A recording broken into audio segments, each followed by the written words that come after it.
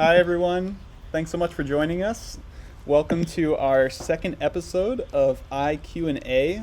We're really stoked to be launching this series, and this is the second one called Churches Made Out of Shipwrecks. And it is titled that way because our featured guest tonight happened to have written a piece for Icarus Quartet by that name. And he also wrote the piece that you've just been listening to, Rose, for electric guitar and electronics that you've heard in the little intro there. And we're super stoked to have him. So Michael Laurello, the man, the myth, the legend, thanks so much for coming and being with us on this IQ&A. Thanks so much, guys. It's awesome to be here and see your smiling faces. So our relationship with Mike has actually been going on for a few years now. We all went to Yale together. We just talked about this. I thought I started school with Mike, that we started in the same year, but I actually started in 2012, and Mike said, I think you started in 2013, right? Yeah, 2013. Yeah, and then I believe Jeff and Matt joined in 2014, and Larry was there a bit earlier. But after Mike put some awesome percussion music for the Yale Percussion Collective, which we'll talk about in a minute, Mike was actually the first composer that we worked with. He was our first commission, and it's a piece that we love, and we played, and we plan to play many, many more times. And so our relationship sort of just developed from there, and life happened in a way that now Mike and I actually live in the same town, just across the street from each other. We work in the same university in Bowling Green, in Ohio. So it's just cool how life works out that way. Yeah, I was gonna say you're like right there, just across the street. Yeah, I totally forgot that was your first commission for the group. Was that piece, Churches Made Out of Shipwrecks? That's really weird and awesome. Yeah, that was our first one. And Mike was my hearing TA. So at Yale, we had a class that was like kind of an ear training analysis course. You're totally right. I forgot about that too. That's where I met Mike. My first year at Yale, I had to do this course that all first year master students have to do. And Mike was the TA. So he was kind of my teacher, or the teaching assistant, I guess, in that class before I got to know him as a composer. So in a way, Mike, you sort of made us who we are. You took a part in each of our lives. That's okay. And I think I got a good grade in the course, so I think it's okay. You participated a lot, if I remember correctly. Yeah, I got a very high participation Matt's grade. A front row sitter. That's right. He's the hand raiser. Matt's the hand raiser. So I want to talk about the first project that I ever did with Mike, and that we ever did with Mike, actually. We being Jeff and I. So again, it was that first year that Jeff and I were at Yale, and Mike was in his last year at Yale at that point. And the percussion group through Yale is the Yale Percussion Group, and they have this incredible tradition of playing chamber music. And that year we had a concert at Carnegie that we were doing, and our teacher, Professor Robert Van Cise, wanted to commission one of the students at Yale, because for anyone who's not familiar with that composition studio, it's all of these amazing composers that come through. It's one of the greatest studios. It was pretty cool to get to have those guys just down the hall, and all these amazing musicians and composers coming through there. So Bob, our teacher, commissioned Mike, or I think he probably talked to the faculty, whoever the teachers were at that point in the composition studio, and they recommended that we work with Mike. And so we kicked off this project that probably every percussionist in the world at this point has heard of, which is Spine. Okay, the piece for one soloist and then two percussionists, kind of with matching setups, and then a piano in the back. So that quartet, that whole project, when we were just students and getting ready for a Carnegie show, that was how we met Mike, and that's how Spine came to be. And so, yeah, what do you remember about that whole process, Mike? I remember that being a very frantic process, because it was right after I had written an orchestra piece, which that's like your kind of sort of your graduation requirement at Yale, is you have to write this orchestra piece. And I should have probably started it right when I got there, but I started it like in September to be performed in December. So I was completely tapped out by the time I think it was actually Martin Bresnik who told me to call Bob Van Cise. I think that's how it worked. It like went through the grapevine, and so I called Bob, and he said, we'd like to commission you for this piece. And I said, well, that's really great. When is the premiere? And he said February, and it was like December. So we had a matter of weeks to write and for the players to learn it and all that. So the writing process was really kind of cool in that I had to write, about a minute or 2 minutes of music and then give it to the ensemble. And then while the ensemble was learning it, I wrote the next minute or 2 minutes or so. So there was no going backwards. It was not possible to revise really, which was scary, but I think it turned out okay. I remember all that. Refresh my memory though. I feel like there was a time where it was talked about just possibly being a solo, and then the instrumentation or even the number of personnel was changed. Yeah, I recall that too. I think it was, what I remember is Bob asking for something that featured Ife Fu, who was graduating that year, and something that would be a concert opener was kind of the guidelines that I was given, something that like the ensemble could come out to applause and then they could just sort of like start jamming, and which was really helpful. It was awesome to get that direction because I sort of had this piece in my mind, like right when he said that, I was like, oh, okay, I think I get it. Nice. Yeah. I remember we had actually that same year in class, the teacher, Joan Panetti, came and listened to Spine when we were sort of getting it all finished up. And there's this memory that really sticks in my mind. We played it. She didn't know what the piece was. Actually, you might not have even been there for this. You might not know this story. I don't know this story. And she was there. We played it. And Bob turned to her and he said, so, Joan, do you think that is real David Lang? Or do you think that's fake David Lang? Oh, no. And Joan was like, that's real David Lang. Like, that's for sure David Lang. He's like, this is Mike Laurello. I know Mike. Yeah, I know Mike. Well, David's actually responsible for the title of the piece because I was taking lessons with him at the time.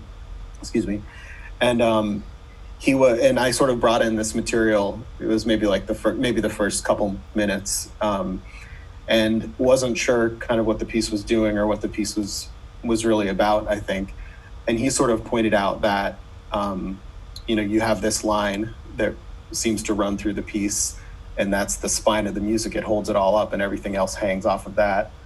And so I was like, oh, yeah, I suppose that is it. There it is. So that was the title. So thank you, David. Yeah, thank you, David. Well, can we maybe hear a little bit about it before we, or hear the piece a little before we talk more about that project? Let me cue that up.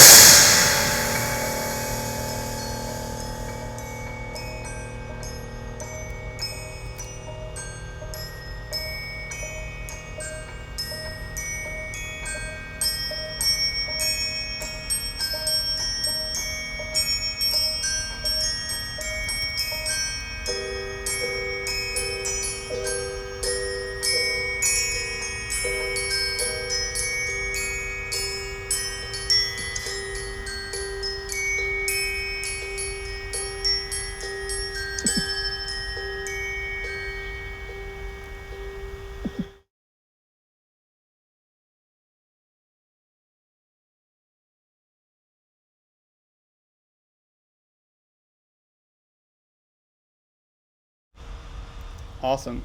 Man, that piece is still one of my favorite things ever written for percussion. And and it's luckily with that Vic Firth recording that we just were watching, that piece rocketed out. And I know you've told me some impressive figures. Where has this piece been played again?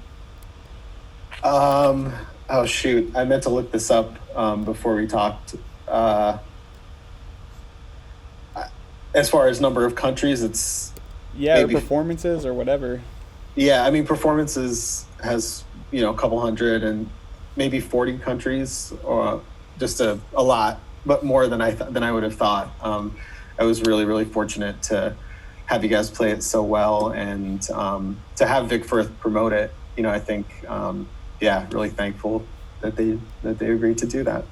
Yeah, that's an interesting moment actually too, as far as one of the things we're going to talk about today is your career and some of the ways that it went. And so, sort of, not to spoil anything coming up, but like Mike has this career as an audio engineer, and that project, you were the composer of this, but then you also did all of the audio for that, and then that kind of got you hooked into Vic Firth, right? I think that was the first project, and you've gone off and done a bunch of stuff. At this point, I don't even know what you do with them, but I have a feeling you're behind the scenes of much more than anyone knows with that stuff. Yeah, that was really coincidental how that worked out, where I just Scott Quaid was just nice enough to let me record the audio when they came to record the video for Spine, and I just kind of kept working for them on other projects. So that was really coincidental. I remember that day. Spine, I think, was the first thing we did, and then you brought out all these mics from Yale and just like a ridiculous collection and ran the whole thing so professionally. And then by the time we finished Spine, we had 5 or 6 hours more of recording to do.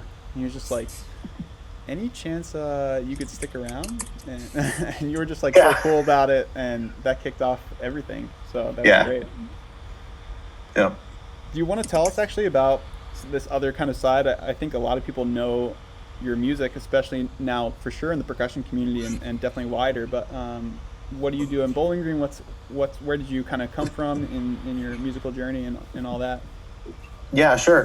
I've been studying recording since my undergrad. That's what my degree was in, my undergraduate degree. It wasn't in composition. I didn't really start writing music until after that. I have been engineering for a very long time. It's been part of my career for a while. And the balance between composing and engineering has kind of fluctuated depending on sort of what I'm interested in at any given point. So that's where it came from. Right now, I'm manager of recording services and technical engineer for the Mid-American Center for Contemporary Music, which is a really long title, at Bowling Green. So basically, my team's in charge of recording all of the concerts and events. We do commercial album recording there. We produce video, and we are responsible for all the technical logistics for the Mid-American Center for Contemporary Music, which is like the new music hub of BGSU. It's really nice. I get to sort of throttle the amount of composing that is right for me in my career, kind of depending on how much I want. Super cool. Yeah. Were you going to say something? I was, but I totally had a brain fart there. So that's okay. I have to jump in with a question anyways at this point. That I've always wondered with these kind of two sides, and I don't know, you might even view yourself as having many more sides than that, but I kind of see Mike the composer and Mike the recording engineer, and I'm curious how those two things relate to each other. As someone who doesn't have a background in recording, I'm curious if you find that changes how you hear music or think about music, and if that changes the way you write it at all. Because I can only imagine that your ears are tuned into things a little bit differently than a composer without that experience would be. Right. That's actually, I did want to, before he goes on, that's what it was. That's what it was. I wanted to add on to that. No. I wanted to add on to that. It's the question of taking a project from its very beginning to its terminal point, right? So the composer, that's the germination of the idea, starts with the composer. And then the final result, what you get through the speaker, in your case, is also a product of your work. And it's a curious point that now I am piggybacking on Matt's question there, but I am curious for you to talk a little bit to our listeners about that process, how you conceive music from that very beginning point all the way to its terminal point? Yeah, it's a really great question. It's a pretty huge question for me because I think it brings up a lot of different things. As far as like the way that I listen to music, I think I'm listening kind of with the same ears, but when I'm engineering, I'm listening in more absolute terms. Frequency is absolute, whereas pitch is relative. Brightness in engineering, if I want to make something brighter, I can use an equalizer and boost up part of the high end. If I want to make something brighter in composition, I can have the violin 1 section go up an octave.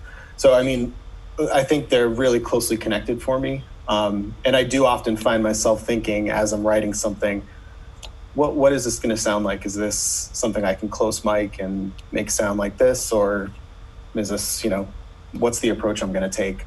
And I sort of take that approach engineering wise with pretty much all the projects I work on, where I'm trying to figure out what production approach like highlights the character of the music, trying to put it in its best light. And so I do that same thing with my own music. Go ahead. Sorry. So I was just going to ask, because that's something very interesting that you said, that when you compose, when you're writing something, you're actually thinking how it might sound in a recording.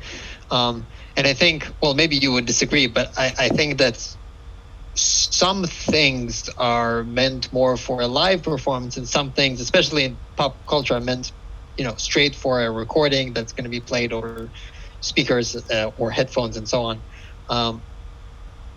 Do you really sort of write everything for a recording? Do you write stuff for live performances? Is that even a consideration? Is it any different? Yeah, that's such an awesome question. And my friend Nick Zulik, who you all know, saxophone player, composer, arts administrator, engineer, wonderful human being. We've discussed this question a lot. Like, what is the music for? What is a recording? Is it to recreate a live performance, or is it its own artifact, sort of in and of itself? And even bigger, like, what is the piece?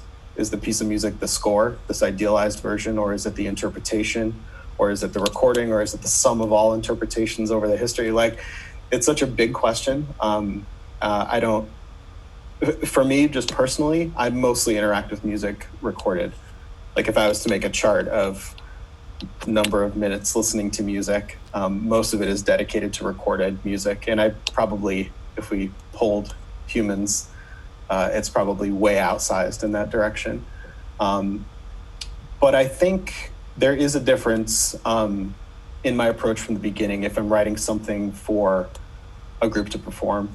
I've been, really since Spine, I've been focused a lot on writing kind of like really durable music, which has the potential to kind of thrive under a variety of like interpretive approaches and conditions.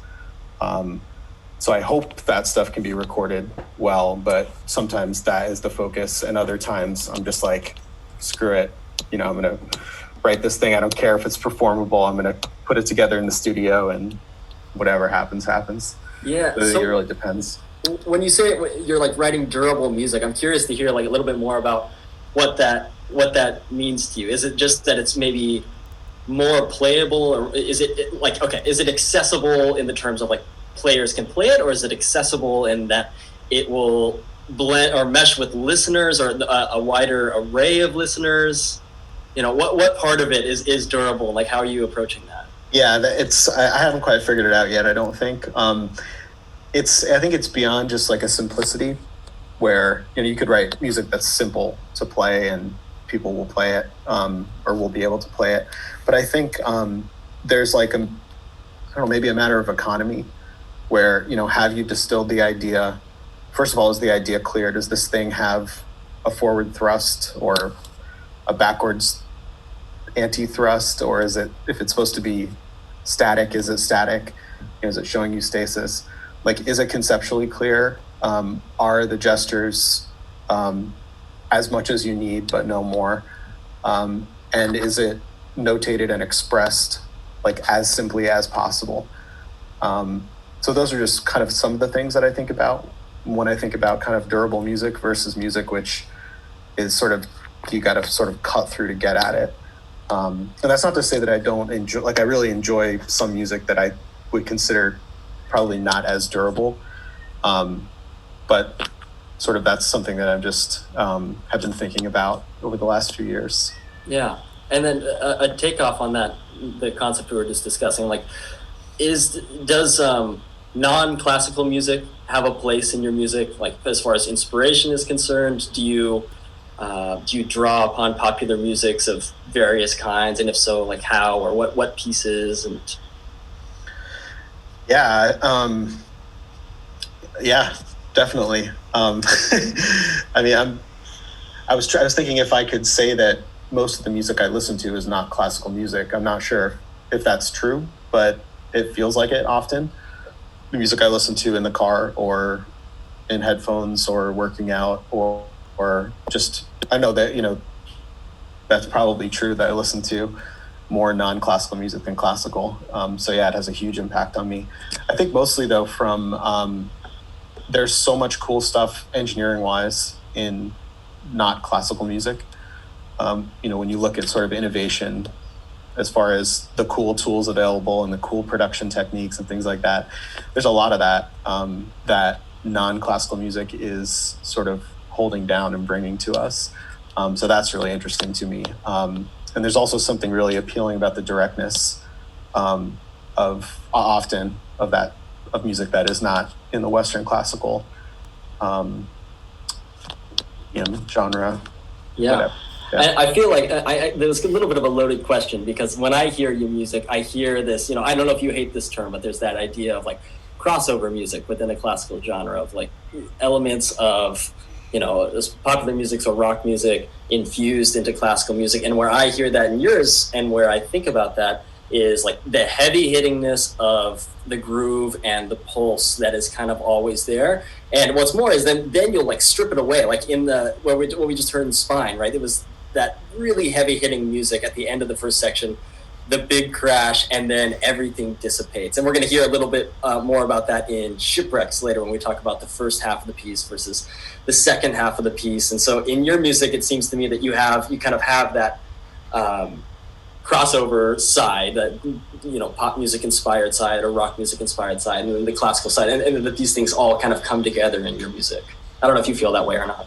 Yeah, it's interesting. I try not to think about it too much. I try to keep sort of like where to contextualize a piece or what I'm doing. I try to keep that out of my mind. But I think what you're saying is kind of a matter of it kind of is a matter of perspective, because if you show a piece of music, like one of these pieces of music that you mentioned, to someone who has no idea about contemporary classical music or classical music, they're going to say, this sounds like classical music. And if you take that same piece and show it to someone on the other side, someone whose experience mostly is in classical music, they're going to say, oh, I hear the pop inflection. So I think, there's probably a sense that the music is reaching outward towards something else, but sort of where its feet are, I try not to, I hope that doesn't feel like it's too solidly grounded in any one place. It feels super authentic, and like what you're talking about is my favorite part about your music in general. And I know, especially after I left school and I kind of started experiencing things for myself and questioning a lot of what I was into and what I wanted to do, like I started really thinking a lot about that spectrum of like intellectual music to really like surface level appeal. And I really just felt the most attracted to that stuff that falls right in the middle, that I could just still, basically I was being conflicted that the stuff I liked performing, or a lot of the stuff I liked performing, I would never put on in the car. And that was weird to me. And like your music was some of the, I realized that I was just always listening to like your Rose album. As soon as it came out, that was like my car go-to. And it has that. It's like immediately attractive and it's got that pop kind of bent to it, but you can dig all the way under that and find, how much structure and compositional technique you put in, and every time you listen you get more out of it, and that's what makes it so rewarding to like keep playing and keep listening to. So well, that means a lot to me for you to say that. that's kind of the same. That's similar to the approach, or I would say, music that I find attractive also has that characteristic where it's emotionally, the emotion of it grabs me first before anything else. But then there's something underneath that I can choose to get at if I want to get at, but I can also leave it alone and not get at it. It's sort of, you can opt into it if you want. So that's cool to hear that you've been kind of listening in that way as well. Yeah. I think maybe, do you want to talk a little bit about churches, since that is the title of the episode? Let's do it. Yeah. So I know we have a question about the origin of Shipwrecks, and I'm gonna let Mike talk about that in a little bit. But just from our perspective, so we were a young ensemble, and we were thinking, okay, who should we commission to compose something for us? We want, we can't just play the music that's out there. We need to create repertoire ourselves. So we're thinking who should commission, and we ended up asking Mike because he is awesome, and that was totally the right call. And one of the percussionists could, they can correct me if I'm wrong, but I think we asked Mike for a very specific instrumentation, which mostly he gave to us, but he ended up adding a huge kick drum, I think, and like a guitar, which was not in the original instrumentation. That's actually a funny thing that somehow nowadays percussionists are like the ones who play the miscellaneous instrument. So if there's one else to whom to give some instrument, just give it to the percussionist. And so Matt learned how to play guitar throughout this whole thing. Exactly. And we got to play some ebos, Larry and I. So all in all, very new experiences for us, but super cool, super fun. Like I mentioned, something that we played a bunch, and we plan to play a bunch more.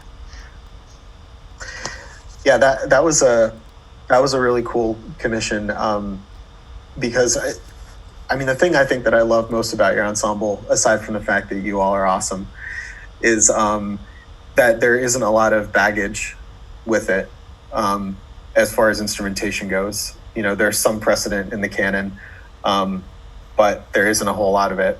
So you can it's not terribly difficult to sort of reinvent it and make it morph into these other things. And the fact that it's basically, well, I don't know if you consider piano percussion, but it can be for percussionists, or it could be for solo instruments, or it could be accompaniment and melody. Like, it's so flexible in that way that, I thought I would try to exploit that with that piece. And thank you very much to Matt for learning how to play electric guitar. I'll tell you another funny story about that really quick. So, like, originally, there are some percussion pieces that use guitar a little bit, and normally it's like set flat on a table, and you have to like put your fingers down, and you'll even like hit it with sticks at times, like very percussion-y as far as guitar goes. That's sort of what I thought I was getting when Mike first came to us with it. I think at one point he may have even said, "Yeah, I think it's just going to be set on the table, and you'll." Do I was straight up lying to you at that point. Okay, so maybe he knew this all along, but then I get the part. And I think I bow marimba at the beginning of the piece for the first half of the piece. I do a little bit of that. And then the rest of the piece, I get it. And it's like an actual guitar part. Like, it's like I need a pick, an electric guitar, and I need a strap to wear this thing, and an amp, and a volume. All of it. I was like, oh, this is a guitar part. But what's even funnier, now Mike did something really nice, which is that he retuned the instrument for the piece to make it as easy as possible to play. But what's awesome about that is he even put tabs in there. I was reading like which frets to play and all this stuff. But the funny part is, even after all that, I had no guitar experience, and now still I do not know how to play guitar at all, because I only know how to play this scordatura like retuned electric guitar. And so if I play that part on a regular guitar, it sounds nothing like what it's supposed to either. So it's funny in a lot of ways. But I couldn't be happier with having learned that guitar part. It actually is really fun to play, and I'm so glad that I get to do it. And the piece is so worth it. So maybe we'll play a little clip of that so you guys can see what we're talking about.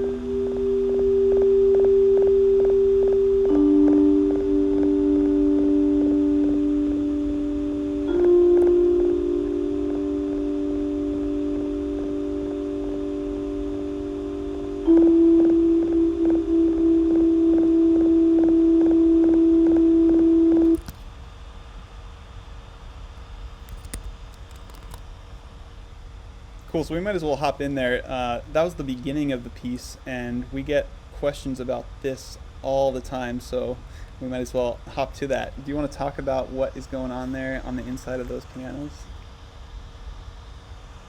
Me? Yeah. Yeah, okay. Yeah, so with this piece, I was wanting to see if I could create sort of like a meta vibraphone. So just a big sort of sort of no decay vibraphone that just goes on and on. And so I'm a guitarist as well. I'm also a pianist, kind of. And so I just happen to have a bunch of EBOs lying around. And so an EBO is, I think the E stands for energy bow. And they're used for electric guitar usually. And it's essentially just a magnet with some circuitry, and you turn it on and it makes metal strings vibrate and resonate. So the idea is for a guitarist to make it sound like by moving the EBO closer or farther away from a string, you can make it sound like it's being bowed. Unfortunately, the same principle works with piano if you have the pedal down. So it's really tricky to be that quiet and to be that detailed with it. But I created this hocketed line that goes back and forth. It sort of keys off of Jeff's articulation on the vibes, and then one piano will take one note, and then the other piano will take the next note, and then it keeps going back and forth with 2 EBOs per pianist. Yeah, maybe one of the pianists, you guys can jump in on this, just because we watched you struggle with this, just as you watched me struggle with guitar. I got to laugh at you a little bit when you did the EBOs, so... It was, I just want to say, before he talks about the EBOs, you mentioned about the guitar and the bowing, and in that clip we saw, you can complain about guitar, but you looked so damn cool. Guitar on your back, 2 bows in your hands, it looks like damn swords, and the shield on your back. I think Mike playing too much God of War. I think Mike wanted to see that. I think that's really why he did that. He just wanted to see this guitar going down my back. Yeah. Yeah, so it was my first experience with the EBOs. And I have to say, it's such a cool sound. I mean, it's something that, as pianists, we struggle with this idea of decay, right? As Yevs might know, it's a constant struggle with how do we make a percussive instrument sound maybe a little less percussive, right? The fabled art of cantabile on piano playing. And then you get this tool that you put it on, you're like, wow, I get this tone that never decays. This is awesome. With a big caveat, right? Once you start moving them around, we found out it was very, very tricky because I'm pretty sure the engineering was designed so that, as Mike said, it was originally designed for guitar, is originally designed for 1 string. And so, as you might know, the piano, after a certain point, you get 3 strings when you go into the piano wire. And so when you're straddling the 3 strings of the piano wire, we found out if you touch either wire on the side, it creates this horrible banshee sound. And so you might have seen in that clip, we put moleskin on the sides of the EBOs to try to counteract this problem. And it was somewhat successful, but as Matt alluded to, we did. In fact, I'm pretty sure 70% of the recording session was them watching Yevs and I swear a lot. I was just going to say. I think we stayed up to 1 a.m. That's right. It was mostly us standing in front of the pianos going, ah! Ah! Sorry about that. No apologies. It's such an evocative sound that you just don't expect to come from the pianos, and it creates such a wonderful effect, especially after that strike from the vibe, and kind of it takes over, right? And it keeps, as you said, it keeps the sound from decaying. It kind of comes out of nowhere. But this is also one of those interesting examples that I kind of wanted to kind of ask you about, is in terms of execution and idea, right? How much of it kind of changed as you heard us sadly sometimes butchering it? Well, yeah, I mean, there's definitely, in terms of, when you see an idea be much more labor intensive than you think it is going to be, then that kind of goes against like when I was talking about durable music. This is kind of the anti-durable music. There's a barrier of entry in terms of cost to doing the piece, and you have to learn this entirely new technique. That said, I sort of weighed it against. There are a lot of pieces where with the EBow on piano, there are few, if any, that have 4 EBows moving pitches because it is so difficult. So it was kind of one of those things in my mind that, maybe this is a sort of opening for me to play with this technique that hasn't been done too much as far as playing melodies with EBows. But yeah, that was where the idea outweighed, but just slightly outweighed practicality. Well, do you think that if it got rid of the ridges on the sides of the EBows, when we were recording it, we were thinking we could probably redesign these things. Yes, and it's not like a complicated device. And Right. the composer Per Bloland? He has built this. It's like an electromagnetic piano, where it's like an EBow on every string, and it's sort of this rig that fits over, and you can. It does a lot more than just what I had the EBows doing. So the idea of building something custom for it is, definitely plausible. Cool. I'd like to get to one of the questions that came in, and someone was asking if you could tell us about how Churches Made Out of Shipwrecks came about. Where did the kernel of the idea come from? So maybe some of the source material for that and some of the ideas. Yeah. So the idea came from the title first, which is often the case with music that I write. The idea either comes from the title as kind of like being a touchstone that I can sort of refer back to make decisions, or just an emotional feeling. Those are the two things that generate ideas typically for me, rather than riffs or a concrete like musical process that usually follows secondary. So for this one, I had come upon a recording of the band Listener performing their piece Wooden Heart, which, check it out, it's really awesome. It's not a typical band in the sense that the singer is not singing. It's like spoken word poetry, or like slam poetry kind of, with some music in the background. And one of the lines was kind of a variation. He says, "And I know that our churches are all made out of shipwrecks." And I was just like knocked down by that symbolism and kind of what it made me feel. And I tried to sort of honor that feeling through that piece. And that was really the only, that was really the genesis. There wasn't really anything else solid beyond just that phrase and that idea that sort of generated the rest of the material. I remember you told me about one thing that maybe you turned away from this, or maybe you just forgot about this one part of it, that in the Listener track that you were listening to, I remember you telling me that you were inspired by the guitar, the slide guitar that's in that. Right.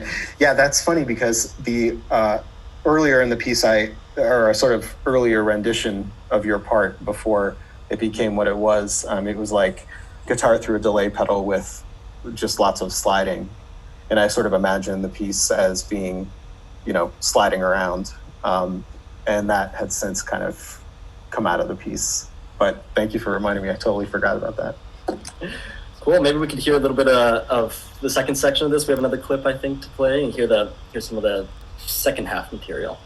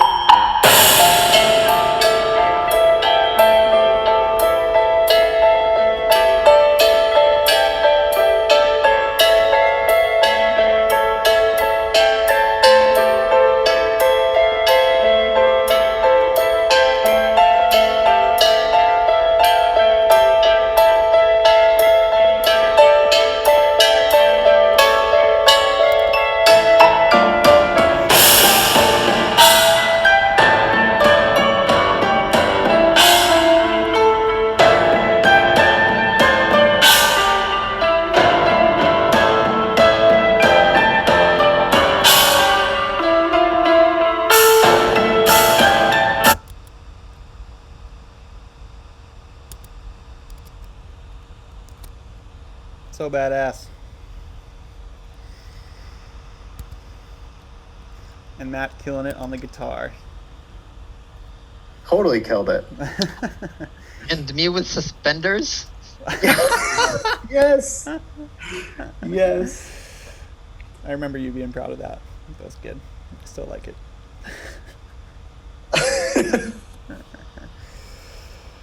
Cool. Well, yeah, I know we're going to get to play that. Well, assuming all things kind of simmer down, we'll play that a few times next season. We can't wait to get back on that one.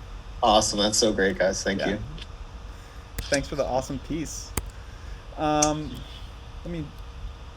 we move on to maybe some of Mike's other music?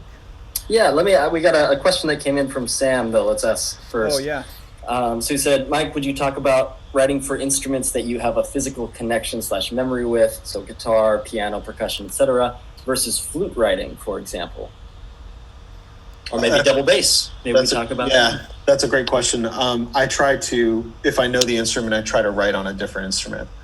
The physical, the muscle memory, the memories just sort of overwhelm any like good intentions or anything else that I have. So I have to sort of get away from the instrument, or at least I try.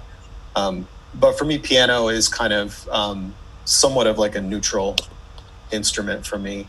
So I can, generally it's piano or some other instrument that is not the instrument I'm writing for.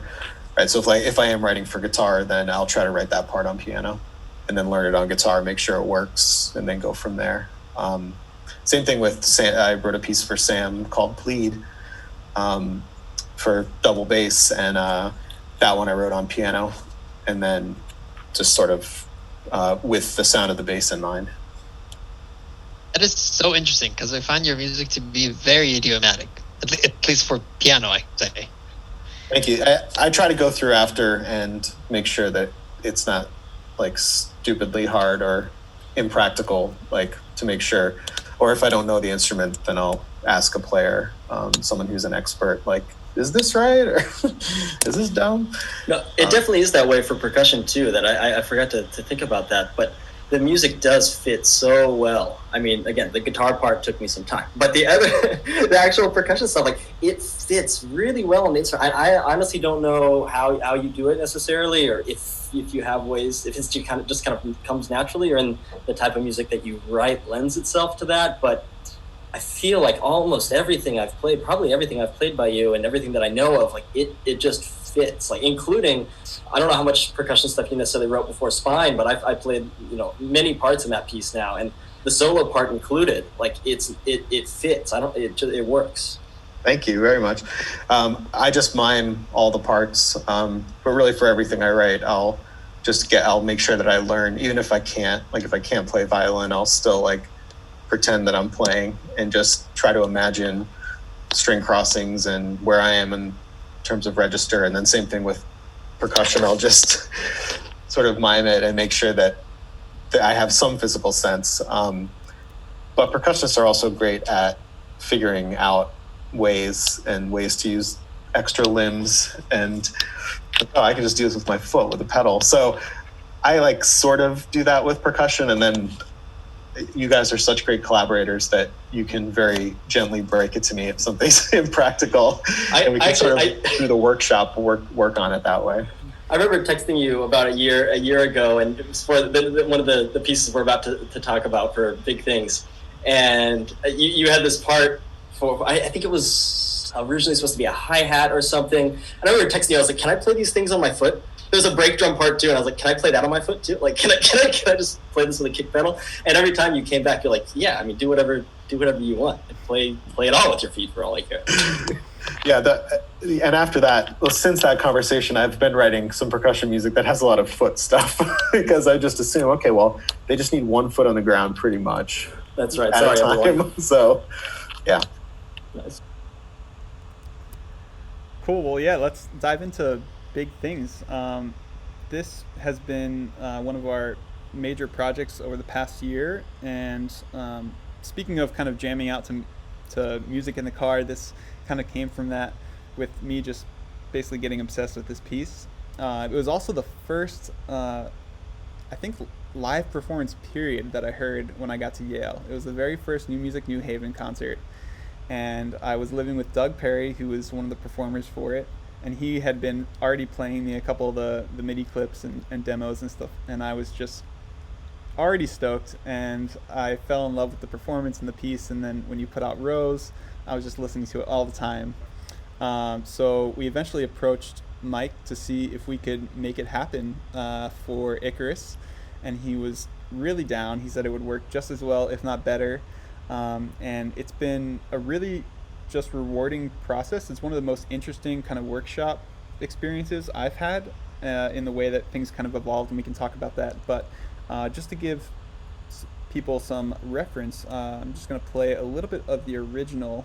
This was a rock kind of bass quintet for electric guitar, electric bass, piano, vibes, and drum set. So we'll check out a little bit of Big Things. This is off of Mike's EP Rose, and the whole thing is awesome, so you guys should get this album.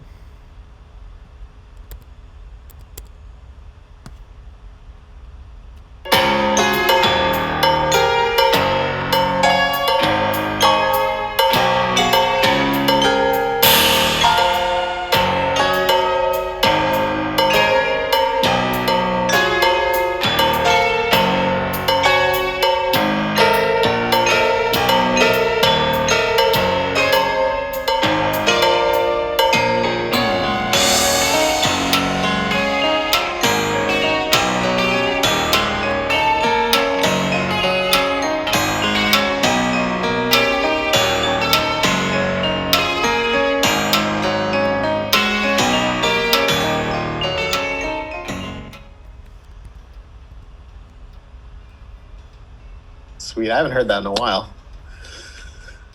So good. So this was interesting. I mean, when I asked him, I feel like Mike had a pretty good idea already of how it was going to switch over to our kind of acoustic setup with also one less player. I had no idea. I just wanted to jam out to it. And, it's heavily electronic. And I remember the first stuff you gave us, we had the synth, which we still use. Yeah. And you gave us 3 options for just some totally whacked out sounds. I wish we had. I was looking through my phone earlier, and we have some funny videos, but I'm glad we don't have those anymore. Just some raging synth sounds. I don't know what were the bass for those. Was there a standard plug-in or something that you modified for that? I don't even remember. I think it was actually sampled versions of my Moog Sub-Fatty. A couple patches sampled, but good riddance to those.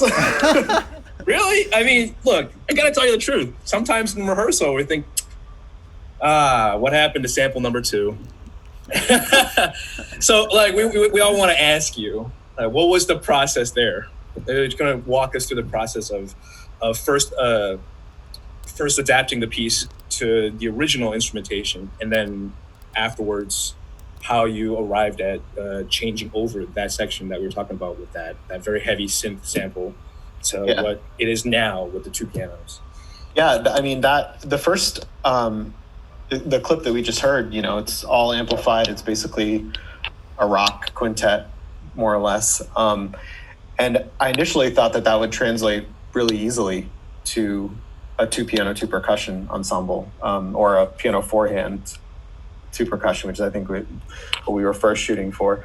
And then once we workshopped it together at BGSU, I realized, like, whoa, the timbre of these instruments is totally different. Like, it's much like your ensemble is much more like woody and warm, and it's not edgy, it's not metallic. And so, like, the basic character of the piece, like, didn't apply anymore.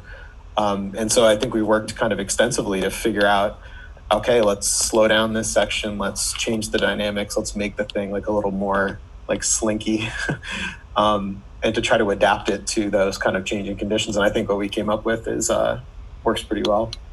Definitely. And I love that, we had this kind of digital communication. We were sending recordings to you and talking a lot during those early months with it.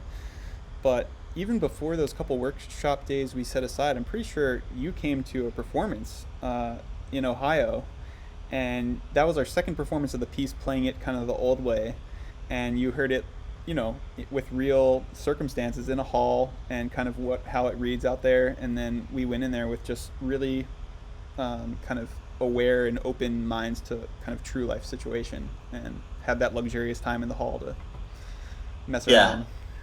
Yeah, I mean, I feel like one thing that can derail music that has a sort of like rock bent is that in a concert hall, it can tend to sound like talent show at your high school gym. Like the venue is just not built for that. Like those circumstances are not built for those exact things.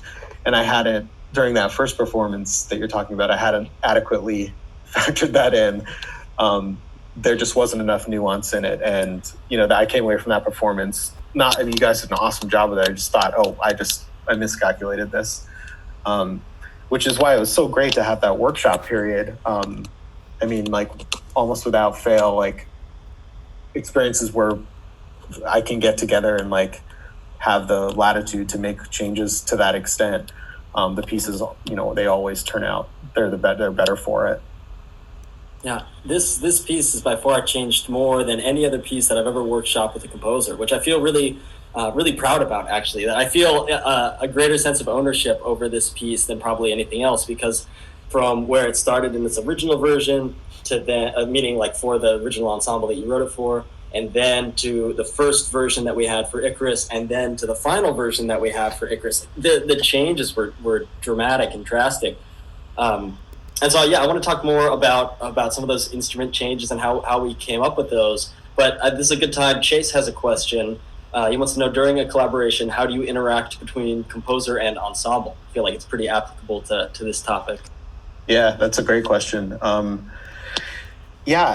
think ensembles who I am friends with or know personally or are getting to know, I almost always have really positive musical experiences with, especially when we're able to, kind of like you said, Matt, it's like take ownership over each other's, where there isn't such a sharp division of, you can't suggest this or that's over the line to suggest. So I think working with you all is really, is always fruitful for that reason, because you're okay telling me like this section maybe feels a little long, where sometimes I don't think ensembles or performers would feel necessarily comfortable like commenting on the length of something or the register, like that's the composer's. So I think it's important to work with groups and individuals where that relationship exists. But aside from that, just in general, working with ensembles is trying to get to know them personally up front. I get a lot of commission requests from people that I don't know. And my first thing is let's have some conversations. I want to figure out kind of what is motivating you as an artist. Where's your group going? What's your next project? What do you want to do in 5 years? Like, I want to get a sense of like, are we compatible relationship wise to work together, and where's our overlap and our common ground? I think that's the most important thing, and where I've found success in the situations working with ensembles.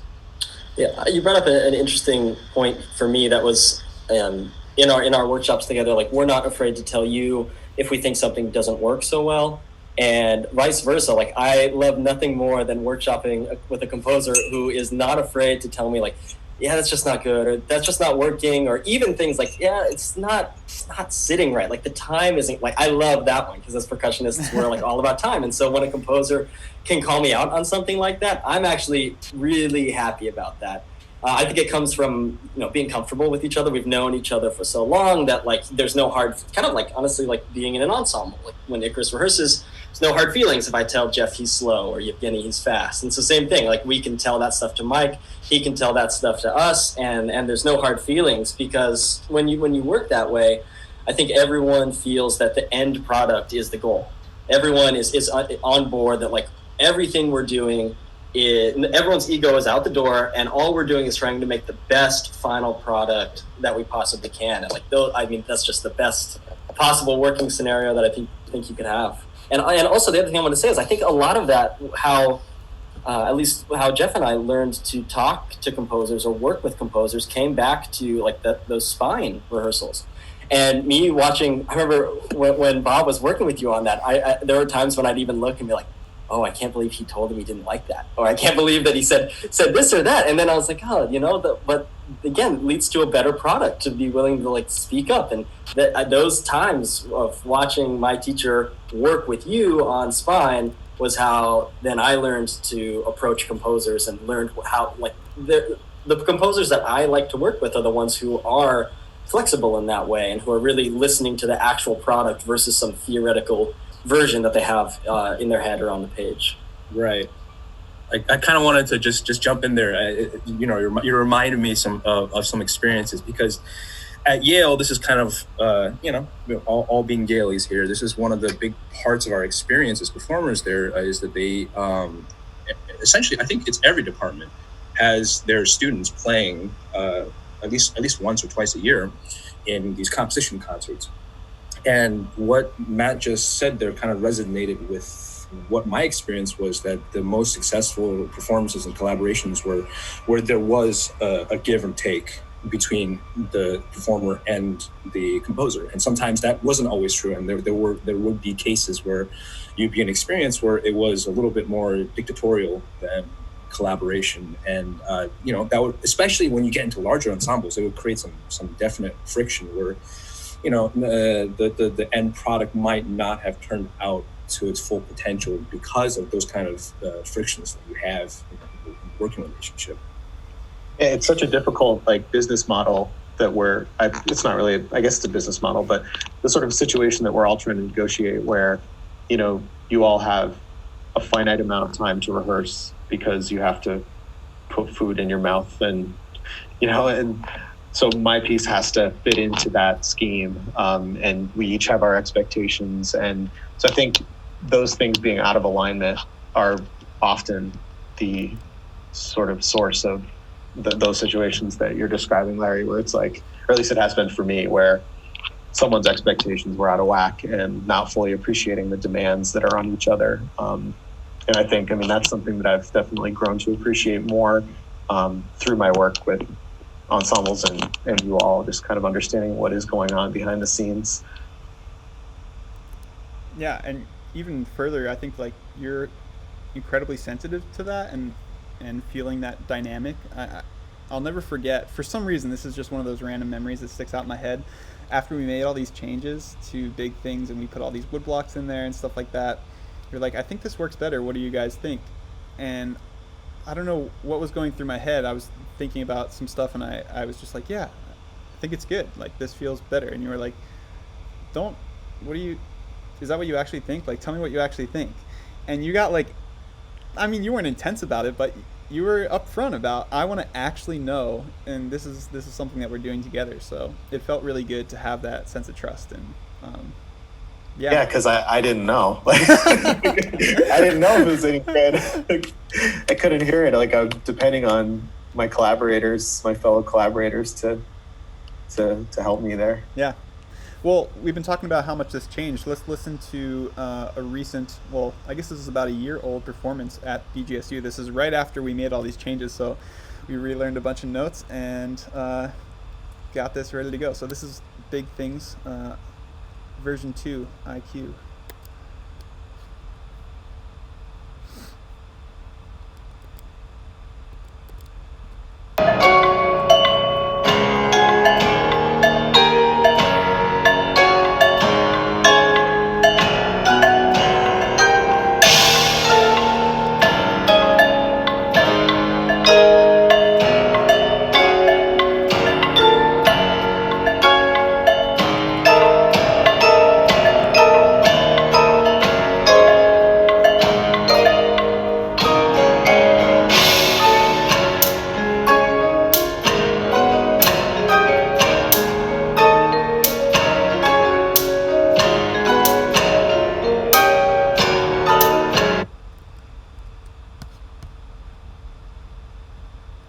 Nice.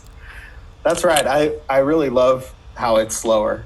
There's something too about with this instrumentation, the tempo can actually move.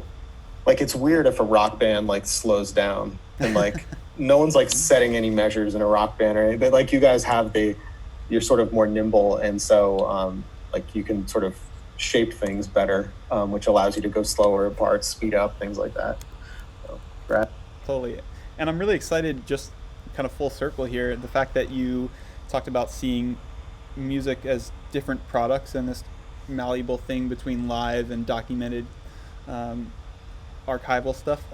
This is one of the pieces that we're going to be recording on our album, unfortunately postponed, but definitely going to happen. So you've got the original rock out version to listen to on his Rose album, and then you will, coming to a Spotify near you in a year or so, you'll have the IQ acoustic version with a little bit of synth left, just not crazy synth. So, and Mike is going to be our engineer for that album, and yeah, we're stoked. He's been I can't wait. Yeah. I should say that on most of the recordings that you've heard, and even most of the recordings that we've done outside of this video, Mike has been our guy. And just like you want a friendly face in the front row of the audience as you're workshopping a piece, it's definitely nice to have a friendly face and someone you really trust up there in the booth and telling us when the sound is right, or telling us to move on, and just making us feel good as we're really stressed out about being perfect for that thing that's going to live online forever. So we love you, Mike. Love you too. I can't wait to finish the project.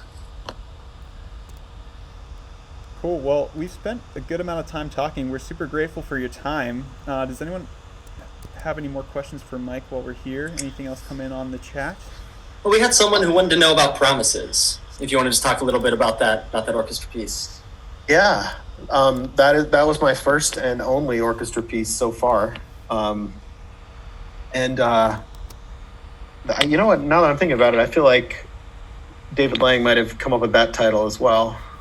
But that piece came out of just the fact that when I'm at orchestra concerts, the parts that I like the most usually are the loud, sort of big parts where everyone's playing together, and just that feeling of this giant kind of like organism or machine or whatever just propelling in a direction. That idea was the whole thing for the piece for me, is just how can I write 8 or 9 minutes of music and have it just push and push. And the title comes from the idea of whether music and to what extent music can set expectations for you. What happens in a musical expectation? You think something's going to get bigger. Does it get smaller? Does it stay the same? Where does it go? And playing with that a bit, especially with the ending of the piece, which, if you're not sure how it ends, go check it out on my SoundCloud. But yeah, it's about musical expectations, the sort of promises that a piece of music can make. Awesome. Well, I think that's all the questions that we had coming in. So before we wrap up, we wanted to just mention our new call for collaborations that we have going on for any composers that are out there. This is a program called IQ Tests, and it's a call for collaborations that anyone who is a current student composer enrolled as of May 1st, 2020 can apply for this. And this came out of when schools started shutting down because of the COVID-19 stuff. That we came up with a program to, we were basically asking ourselves, like, what can we do to help out our musical communities? And we came up with this to try to offer an opportunity to 2 composers that maybe lost some of that stuff due to schools being closed down. So the deadline for submissions is May 1st, and we tried to make it as nice as possible, where we just want to see 2 chamber works that you've written that in some way include some of your percussion writing, some of your piano writing, and then from there we're going to choose 2 winners, and we're going to collaborate on a new work for next season. So that's IQ. You guys out there could be the next Michael Laurello.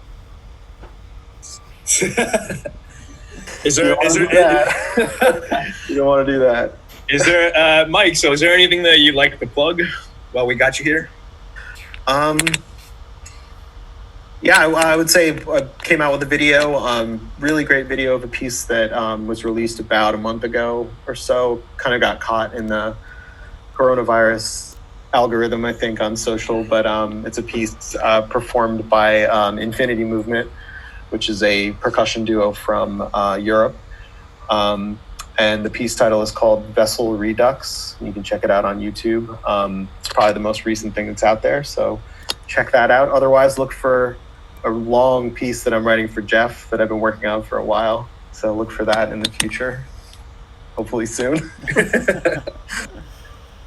So cool. Well, thanks so much for sharing your time and being with us. It's always great talking to you, whether we're chilling over a beer in your apartment or doing this weird Zoom stuff that's getting more normal, I guess. But this has been great. I hope all the viewers out there got to learn a little bit about Mike's music, and will be encouraged to check out more of the stuff that you've got online, because it's all awesome. So thank you so much, and we'll chat again soon. Thanks so much. I love you guys so much. Love you too, man. Thank Yeah. you all for being with us tonight. Thanks, man. Thank you.